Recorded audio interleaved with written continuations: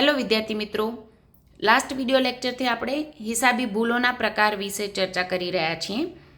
હિસાબો લખતી વખતે યા તો કારકુન દ્વારા ઝડપની ભૂલ થતી હોય, ક્યારેક એને સિદ્ધાંતનું નોલેજ ન હોય ત્યારે પણ ભૂલ થતી હોય છે. અને હિસાબી ભૂલો શોધવી ઘણીવાર સહેલી હોય છે, જ્યારે ઘણીવાર એ સરળતાથી પકડી શકાતી નથી. કયા કયા પ્રકારની ભૂલો થતી હોય એની ચર્ચા આપણે લાસ્ટ વિડિયો લેક્ચરમાં પણ કરી હતી, જેમ કે વિસર ચૂક ભૂલ, ભરપાઈ ચૂક ભૂલ, શરત ચૂક ભૂલ, હિસાબી ભૂલ, સિદ્ધાંતની ભૂલ વગેરે. ટેકનિકલ ભૂલો પણ ઘણીવાર કહેવામાં આવે છે જેને. તો આ વિડિયો લેક્ચરમાં આપણે શરત ચૂક ભૂલ કોને કહેવાય એની ચર્ચા કરીશું. શરત ચૂક ભૂલ, જેને એરર ઓફ કમિશન કહેવામાં આવે છે, જેને ખોટું લખવાની ભૂલ કે કાર્યની ભૂલ પણ આપણે કહી શકીએ છીએ.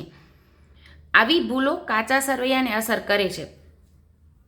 ખોટું લખવાની ભૂલ છે એટલે ઝડપના કારણે આપણે ખોટું લખી નાખ્યું છે, પણ કોઈ એક બાજુએ જ ખોટી નોંધ થતી હોય એવા સંજોગોમાં કાચા સરવૈયાને અસર કરે છે.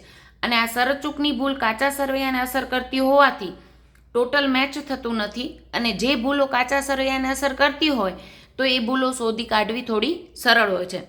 અમુક ભૂલો એવી થઈ જાય જે કાચા સરવૈયાને અસર નથી કરતી, એટલે કે બંને બાજુ નોંધ ખોટી રકમથી થઈ હોય પણ બંને બાજુ સેમ અમાઉન્ટ થઈ હોય, તો એવા સંજોગોમાં કાચું સરવૈયું મળી રહેતું હોય તો એવી ભૂલો થોડી શોધી કાઢવી મુશ્કેલ બનતી હોય છે.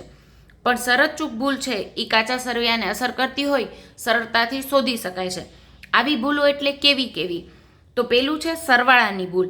ઘણીવાર આપણે સરવાળું, દાખલા તરીકે આપણે ખરીદ નોંધ કે વેચાણ નોંધનો સરવાળો કરી રહ્યા હતા, 5,000 ને બદલે 6,000 લખાઈ ગયો, એટલે કેલ્ક્યુલેટરની ઝડપની ભૂલ કહેવાય. આ ખોટું લખવાની ભૂલ થઈ ગઈ છે તો 1,000થી વેચાણ નોંધની જમા નોંધ વધારે બતાવશે. ઉધાર બાજુ 1,000 ઓછા હોવાના કારણે એ ભૂલ શોધી કાઢવી સરળ બનશે. બીજું છે બાકીઓની ભૂલ.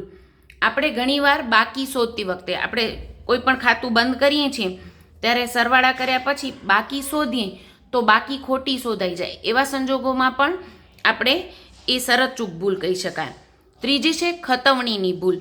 ખોટા ખાતે ખતવણી થઈ ગઈ હોય, ખોટી વખત, ખોટી બાજુ લખાઈ ગયું હોય, ખોટી રકમથી ખતવણી થઈ ગઈ હોય. દાખલા તરીકે આપણે લખવાતા 96 અને લખાઈ ગયા છે 69, એટલે ખોટી રકમથી લખાઈ ગયું હોય. ઘણીવાર એક જ જે આમ નોંધ છે એની ખતવણી કરતી વખતે એક જ ની 2 વખત નોંધ થઈ ગઈ હોય ખાતામાં, તો આવી ભૂલોને આપણે ખતવણીની ભૂલ કહીએ છીએ. ચોથું છે ખાતાની શરૂની બાકી ખોટી લખાઈ જાય. આપણે જ્યારે બાકી આગળ ખેંચતા હોય ત્યારે ખોટી લખાઈ જાય. પાંચમું છે ખાતાની બાકી કાચા સરવૈયામાં લખવાની રહી જાય. ઘણીવાર આપણે ખાતું બંધ કરી નાખ્યું છે, ખાતાનો સરવાળો પણ સાચો છે, બાકી પણ સાચી શોધી છે, પણ આવી બાકી જે શોધી છે એ કાચા સરવૈયામાં લખવાની રહી જાય તો એટલી રકમથી ત્યાં નોંધ નહીં થઈ હોય એટલે કાચું સરવૈયું મળશે નહીં અને કાચા સરવૈયાની ભૂલ આપણે ઝડપથી પકડી શકશું. એટલે આવી ભૂલો શોધી કાઢવી સરળ હોય છે. આને શરત ચૂક ભૂલ કહેવાય છે. ભૂલથી લખવાનું રહી ગયું છે. ઘણીવાર એવું બનતું હોય છે કે કારકુન જાણી જોઈને પણ ખોટું લખે, તો એવા સંજોગોમાં એ શોધી કાઢવું થોડું અઘરું બનતું હોય છે. બાકીની હિસાબી ભૂલોના પ્રકારો વિશે આપણે નેક્સ્ટ વિડિયો લેક્ચરમાં વાત કરશું. આપ જોડાયેલા રહેશો. Thank you so much.